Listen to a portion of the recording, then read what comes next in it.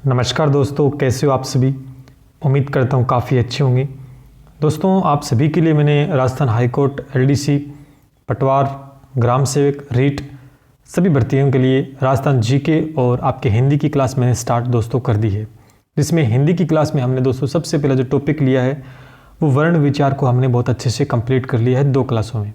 अगर आपने वो क्लास नहीं देखी है तो जाके देख लीजिए दोस्तों, प्लेलिस्ट बनी हुई है। आज जैसा कि मैंने बताया था कि जैसे ही एक टॉपिक कंप्लीट होता है तो उसका हम एक मॉक टेस्ट लगाएंगे। हम अपनी तैयारी को जांचेंगे कि कितना हमने पढ़ा और किस तरह के प्रश्न आपको एग्जाम में देखने को मिलेंगे। ये सारी बातें आज हम समझने वाले हैं। तो कुछ क्वेश्चंस मैं लेके आया हूँ वर्ण विचार के। तो आज की क्लास काफ़ी इंपॉर्टेंट होने वाली दोस्तों। तो लाइक करना है, शेयर करना और सब्सक्राइब करिए हमारे चैनल को, और साथ साथ बेल आइकन बटन को भी दोस्तों आप प्रेस कीजिएगा, जिससे आने वाली वीडियो के नोटिफिकेशन दोस्तों आपको मिलते रहें। तो दोस्तों, जैसा कि आपको पता है कि इसकी जो पीडीएफ आपको है, मॉक टेस्ट की जो पीडीएफ आपको मेरे टेलीग्राम चैनल पे मिल जाएगी। जैसा कि यहाँ पे दिया हुआ है, आपको ये मैथ इसका नायक सर्च कर लेना और इसका लिंक भी दोस्तों नीचे मिल जाएगा। और आप अगर इंस्टाग्राम पे वगैरह पे घूमते हो तो इंस्टाग्राम पे घूमकर हमारे पास ही आ जाना, मैथ के नायक नाम से दोस्तों। यहाँ पे भी आप फॉलो कर सकते हैं। चलिए सीधे डायरेक्ट आते हैं क्वेश्चन को। पहला क्वेश्चन देखिए दोस्तों। पहला जो क्वेश्चन आपके सामने कि व्यंजनों के कितने भेद होते हैं। प्रश्न काफ़ी इंपॉर्टेंट है, कितने भेद होते हैं व्यंजनों के। तो कई तो बताएंगे 33 होते हैं, क्योंकि व्यंजन 33 होते हैं। तो भेद इसमें पूछे हैं दोस्तों। यहाँ पर आपको पता है, मैंने बताया था कै वर्ग, जय वर्ग, टय वर्ग, इस तरह से ना। तो ये कुल स्पर्शी वर्ण जो 25 होते हैं, है ना, कै वर्ग, जय वर्ग, टय वर्ग, तय वर्ग, पै वर्ग। तो कितने होंगे देखो, 1 2 3 4 5। तो यहाँ पर राइट आंसर दोस्तों 5 हो जाएगा, ध्यान रखना, ठीक है। तो 5 होगा यहाँ पर। अगला क्वेश्चन देखिए दोस्तों। अगला क्वेश्चन है, चय व्यंजन का उच्चारण स्थान कैसा होता है। आपके सामने 4 ऑप्शन है, अघोष, सघोष, मघोष। अगर दोस्तों वो क्लास आपने देखी तो ये प्रश्न आप चुटकियों में सोल्व कर सकते थे। देखो, चय व्यंजन आपको पता है, चय जो व्यंजन आ रहा है ये वर्ग का दोस्तों पहला वर्ण है ना। और मैंने बताया था कि वर्ण का पहला, दूसरा, तीसरा किस में आते हैं दोस्तों, अघोष के अंदर आते हैं। तो इज द करेक्ट आंसर दोस्तों अघोष हो जाएगा। चलिए आगे बढ़ते हैं। अगला प्रश्न, 2 या 2 से अधिक व्यंजनों के संयोग को क्या कहते हैं। 2 या 2 से अधिक व्यंजन दोस्तों अगर होते हैं तो उन्हें क्या कहते हैं, समूह बोलेंगे, व्यंजन गुच्छ बोलेंगे, या यहाँ मिलन या संयोग। तो नाम से स्पष्ट है यहाँ पर दोस्तों व्यंजनों का संयोग हो रहा है, तो इसे व्यंजन गुच्छ दोस्तों बोलने वाले, ठीक है। चलिए आगे बढ़ते हैं। अगला ये प्रश्न तो आपको आना ही चाहिए कि हिंदी में कुल व्यंजन कितने होते हैं। बताने की आवश्यकता नहीं दोस्तों, 33 होते हैं, है ना। 11 स्वर होते हैं और कुल मिला के दोस्तों कितने हो गए हैं, 44 होते हैं, ठीक है। याद रखना इस बात को, व्यंजन 33, स्वर 11, दोनों मिलाकर 44 हो गए कुल वर्ण, ठीक है। अब ये प्रश्न देखिए, काफ़ी अच्छा प्रश्न है कि घ व्यंजन का उच्चारण स्थान कैसा है। वही प्रश्न बताइए दोस्तों। मैंने बताया था ये कौन सा वर्ण है, मैंने आपको ये बताया था कि पहला, दूसरा और तीसरा दोस्तों ये किस में आते हैं, अघोष में आते हैं। किस में आते हैं, अघोष में, जिसके अंदर नाद नहीं होता है, घोष नहीं होता है, क्योंकि पहला, दूसरा और उसके बाद बताया चौथा और पांचवा ये किस में आते हैं, सघोष के अंदर आते हैं। तो इज द करेक्ट आंसर सघोष यहाँ पर हो जाएगा, ठीक है दोस्तों। वो क्लास आप जरूर लगाएं, उसके बाद ये टेस्ट देंगे तो काफ़ी अच्छा रहेगा आप सभी के लिए। चलिए आगे बढ़ते हैं। हिंदी वर्णमाला में कितने वर्ण होते हैं, 44। अभी मैंने बताया 33 आपके व्यंजन होते हैं, 11 आपके स्वर है, कुल मिला के 44, ठीक है। आगे बढ़ते हैं। बहुत ही अच्छा प्रश्न, बोलने के भाव के अनुसार स्वर के होने वाले उतार चढ़ाव को आरोह अवरोह है, यानी उतार चढ़ाव को क्या बोलते हैं। तो आपको ध्यान में रखना है, यहाँ पर अनुतान बोलते हैं। तो is the correct answer A option आपका यहाँ पर सही हो जाएगा। चलिए आगे बढ़ते हैं। जिन स्वरों को बोलने में कम समय लगता है, मैंने बहुत अच्छे से एक्सप्लेन किया था। जिन स्वरों को बोलने में कम समय लगता है उन्हें क्या कहते हैं। स्वर 2 टाइप के होते हैं दोस्तों, एक तो हर्षव होता है और एक दीर्घ होता है। मैंने बताया था हर्षव या मूल स्वर जिन्हें बोलने में कम समय लगता है उन्हें हर्षव स्वर बोलते हैं। तो यहाँ पर हर्षव स्वर इज द करेक्ट आंसर दोस्तों हो जाएगा। दीर्घ स्वर जिन्हें ज़्यादा समय लगे। चलिए आगे, ओ कैसा स्वर है बताइए, हर्षव, दीर्घ, लघु, उच्च, कौन सा होगा। ओ कैसा स्वर है, मैंने आपको बताया था मूल स्वर जो होते हैं, मूल स्वर या हर्षव स्वर के बारे में बताया था कितने होते हैं। ए होता है आपका, ई, ऊ और एक आपका री होता है। ये आपके मूल स्वर या हर्ष स्वर, बाकी बच के जो किस में आ जाएंगे, आपके दीर्घ स्वर में आ जाएंगे। तो ओ बाकी बच गए तो दीर्घ में आ जाएगा। चलिए आगे बढ़ते हैं। अगला प्रश्न है, गह व्यंजन का उच्चारण स्थान है अलप प्राण, महाप्राण, प्रयाग और प्रस्थान। बताइए क्या होगा।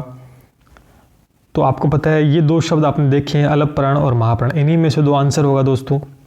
तो इसका क्या उत्तर होगा। अलप प्राण का मतलब प्राण वायु कम निकलती है, जहाँ पर महाप्राण में ज़्यादा, है ना, श्वास ज़्यादा लगता है महाप्राण। तो गह का आप अगर बोलेंगे तो यहाँ पर मैंने बताया था इसकी ज़्यादा आवाज़ निकलती है, इन शब्दों को बोलते हैं। तो महाप्राण इज़ द करेक्ट आंसर दोस्तों हो जाएगा, बोल के आप देख सकते हैं। चलिए आगे बढ़ते हैं। यह कैसा व्यंजन है, मैंने बताया था यह व र ल, ये अंतस्थ वर्ण में आते हैं। किस में आते हैं, अंतस्थ में आते हैं। ठीक है दोस्तों, ये लुंठित में आता है, ये आपका पार्श्व में, और यह व अर्धस्वर में आते हैं और इन्हें हम अंतस्थ बोलते हैं। तो अंतस्थ इज द करेक्ट आंसर हो जाएगा। आगे बढ़ते हैं। स्पर्श वर्ण कितने होते हैं। स्पर्श वर्ण दोस्तों कितने होते हैं, क वर्ग, च वर्ग, ट वर्ग, त वर्ग और प वर्ग, प्रत्येक में 5 होते हैं। 5 5 25 हो गए। तो कितने हो जाएंगे, 25। और ऑप्शन देख लेते हैं 25 है क्या, बिल्कुल 25 है। तो इस द करेक्ट आंसर 25 हो जाएगा। आगे बढ़ते हैं। 6 क थ फ ध्वनियाँ है, कौन सी हैं भैया। आप देखेंगे कौन कौन सी ध्वनियाँ ये यहाँ पर आप गौर से अगर देखेंगे तो दोस्तों ये वर्ग की पहली, दूसरी और तीसरी है वर्ण है। वर्ग के पहला, दूसरा, तीसरा वर्ण है। तो ये किस में आता है, ये अघोष में आता है, कहने की आवश्यकता ही नहीं है। ठीक है दोस्तों, इसी तरीके का प्रश्न एग्जाम में आपसे पूछा जाएगा। चलिए आगे बढ़ते हैं। जो व्यंजन 2 या 2 से अधिक व्यंजनों से मिलकर बनते हैं उन्हें क्या बोलते हैं। जो व्यंजन अधिक से मिलकर बनते हैं उन्हें क्या बोलते हैं, संयुक्त व्यंजन है दोस्तों। इसका करेक्ट आंसर यहाँ पर हो जाएगा, ध्यान करना। ठीक है, अगला प्रश्न देखिए, बहुत ही अच्छा प्रश्न है। जिन वर्णों का उच्चारण बिना किसी अवरोध के तथा बिना किसी दूसरे वर्ण की सहायता से होते हैं उन्हें क्या बोलते हैं। सीधी सी बात है, अगर ये प्रश्न अगर आपको नहीं आता तो बहुत बड़ी बात है दोस्तों। शुरू में मैंने बताया था बिना किसी दूसरी की सहायता से जिन्हें बोला जाता है उन्हें स्वर कहते हैं। क्या बोलते हैं, स्वर बोलते हैं। तो इसका करेक्ट आंसर स्वर हो जाएगा। आगे बढ़ते हैं। जिन वर्णों के उच्चारण में वायु का प्रवाह रुक कर या घर्षण के साथ निकलता है उन्हें क्या बोलते हैं। देखो दोस्तों, बिना किसी रुकावट के हम बोलते हैं उन्हें स्वर, और बाकी क्या हो गए, व्यंजन। तो यहाँ पर दोस्तों करेक्ट आंसर दोस्तों आपका व्यंजन हो जाएगा। ठीक है, घर्षण के साथ बोलते हैं तो व्यंजन वाले वर्णों को हम बोलते हैं, ध्यान रखना इस बात का। अगला प्रश्न, ये किस में आता है। मैंने बताया किससे मिलकर बना होता है दोस्तों, ये क प्लस में श से मिलकर बना होता है। तो इन्हें किस में लिया जाता है, त्रय और ज्ञ में। इन तीनों को दोस्तों किस में लिया जाता है, इन्हें हम संयुक्त वर्ण में लेते हैं। तो क्या हो जाएगा, संयुक्त हो जाएगा। ठीक है, अगला, जो बिना किसी अन्य वर्ण का आधार लिए बिना ही बोले जा सकते उन्हें क्या बोलते हैं। इन्हें दोस्तों अयोगवाह वर्ण हम बोलते हैं, जैसे अ और अह, अंग और अह। ठीक है, ये दो होते हैं। चलिए आगे बढ़ते हैं। उष्मीय वर्ण कितने होते हैं, जिसमें उष्मा निकलती है, गर्म हवा निकलती है मुख से। उष्मीय वर्ण तीनों तो स आ गए आपके, तीनों तो श आ गए, और एक है होता है। ये कितने हो गए टोटल, 4। तो ऑप्शन क्या हो जाएगा, 4। ठीक है। स्वर कितने होते हैं, मैंने बताया था स्वर कितने होते हैं, 2 टाइप के, हर्स्वर और दीर्घ। अगला प्रश्न, ज़्यादा कॉम्प्लिकेटेड प्रश्न देखने को नहीं मिलेंगे, इजी ही प्रश्न देखने को मिलेंगे। एक या अन्य अक्षरों के मेल से जो सार्थक इकाई बनती है, एक या अनेक अक्षरों के मेल से सार्थक इकाई बनती है, उसे क्या बोलते हैं। ध्यान रखना इस प्रश्न को। इसका उत्तर क्या होगा दोस्तों, वैसे तो यहाँ पर अक्षर ना होकर वर्ण होता, मिस्टेक हो सकती है। वर्ण अगर रहेगा तो काफ़ी अच्छा रहेगा, और ऑप्शन में यहाँ वर्ण ही दे रखा, कोई बात नहीं है। लेकिन इसका करेक्ट आंसर दोस्तों यहाँ पर हो जाएगा शब्द। ठीक है, तो वर्णों के मेल से शब्द बनता है। तो यहाँ पर अक्षर मैंने थोड़ा सा गलत लिख दिया, वर्ण थोड़ा सा पढ़ने में ठीक रहेगा। चलिए आगे बढ़ते हैं। अगला प्रश्न, उच्चारण करते समय 2 शब्दों के बीच विराम देने को कहते हैं। 2 शब्द का उच्चारण उन्हें विराम देते तो उन्हें क्या बोलते हैं। बताइए दोस्तों क्या बोलते हैं, आंसर दीजिए। जब भी 2 शब्दों के बीच विराम देते हैं उन्हें हिंदी में हम संगम नाम से जानते हैं। तो इसका करेक्ट आंसर क्या हो जाएगा, संगम। ठीक है, अगला प्रश्न, वह ध्वनि या ध्वनि जिसका उच्चारण एक सांस के साथ ही हम बोलते हैं, एक सांस के साथ इन्हें हम बोलते हैं, वो क्या होते हैं दोस्तों, एक अक्षर हम यहाँ पर बोलेंगे। ठीक है, अक्षर हो जाएगा इसका करेक्ट आंसर। अगला देखिए, कै कैसा व्यंजन है। कै किस में आता है दोस्तों, स्पर्श है, कै वर्ग किस में आता है? स्पर्श में, स्पर्श वर्ण होता है, ठीक है।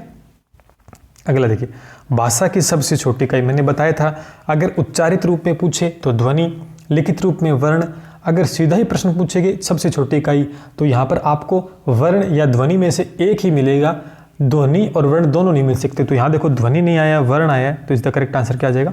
वर्ण हो जाएगा। क्वेश्चन को आप हैंडल करना सीखे, रट्टा ना मारे, ठीक है, समझने की कोशिश करें। अगला प्रश्न देखिए, ई कैसा स्वर है?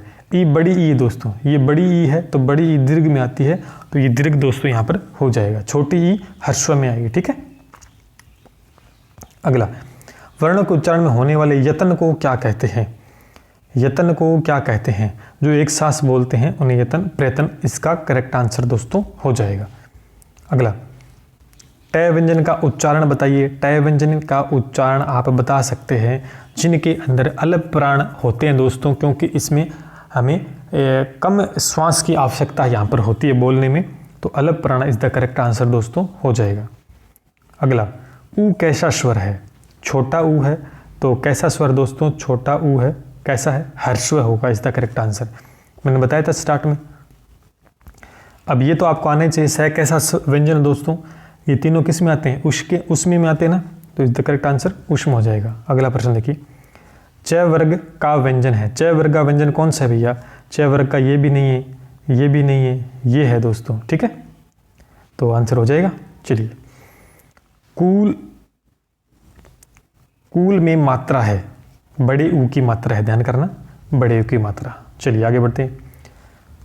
बुलाना कितने अक्षरों से वाला शब्द है? वाला शब्द, अक्षरों का मतलब दोस्तों एक तरीके से वर्ण ही हम कह सकते हैं, ध्यान करना।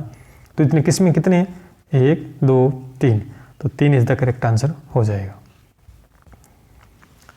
अब दैव उच्चारण स्थान कौन सा है? तालु, कंठ, मुर्दा, दंत। मैंने बताया था तय वर्ग की जो लाइन होती है वो कंठ तालु और आपकी मुर्दा दंत वाली होती है, ठीक है, दंत वाली लाइन होती है। दांत अगर नहीं होंगे तो तय वाली लाइन नहीं बोली जाएगी, और तय वाली लाइन में दय आता है, तो इसका करेक्ट आंसर दोस्तों दांत हो जाएगा, ठीक है। अब देखिए, डय का उच्चारण स्थान क्या है बताइए? मूर्धा, ये टय वाली लाइन में आता है दोस्तों, टय वर्ग वाली लाइन के अंदर ये आता है, ये वो डय नहीं है, टय वाली लाइन, उसके आगे बिंदी लगी होती है, ध्यान करना, ये टय वर्ग वाली लाइन का है डय, ठीक है। आगे चलते हैं, ये कौन सा व्यंजन है? कहने की आवश्यकता नहीं है, संयुक्त आपको बिना देखे टिक करना है। एक तो ये, एक ये और ये गे, ये तीनों किस में आते हैं? संयुक्त में आते हैं, ध्यान करना इस बात को, ठीक है, संयुक्त व्यंजन में आते हैं, ठीक है। टय वर्ग का व्यंजन है, ये नहीं है, ये नहीं है, ये नहीं है, ऑटोमेटिक सी हो जाएगा, ठीक है। तय वर्ग का व्यंजन है, ये कर लेना दोस्तों, ये भी दांत से उच्चारित होता है। दांत से क्या उच्चारित होता है? बहुत अच्छा प्रश्न। तय वर्ग वाली लाइन उच्चारित होती है, मैंने बताया था, ये आपका कंठ होता है, यहाँ पे कंठ, तालु, मूर्धा, दंत और ओष्ठ। तो कै वर्ग, च वर्ग, टय वर्ग, तय वर्ग, तय वाली लाइन दंत वाली होती है, ठीक है, तो यहाँ पर तय हो जाएगा। लास्ट एंड फाइनल क्वेश्चन, तालु से उच्चारित होता है, मैंने अभी बताया था, तालु से क्या हो जाएगा? जय वर्ग हो जाएगा।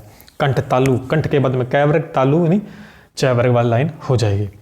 तो दोस्तों ये थे कुछ इंपॉर्टेंट क्वेश्चंस और बहुत ही तरीके से मैंने आपके सामने यहाँ प्रेजेंट किए।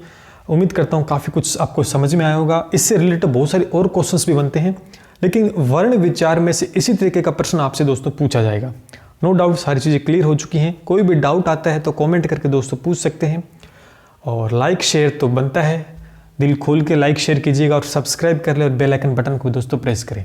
चलिए फिर मिलते हैं नेक्स्ट क्लास में, तब तक के लिए जय हिंद, जय भारत।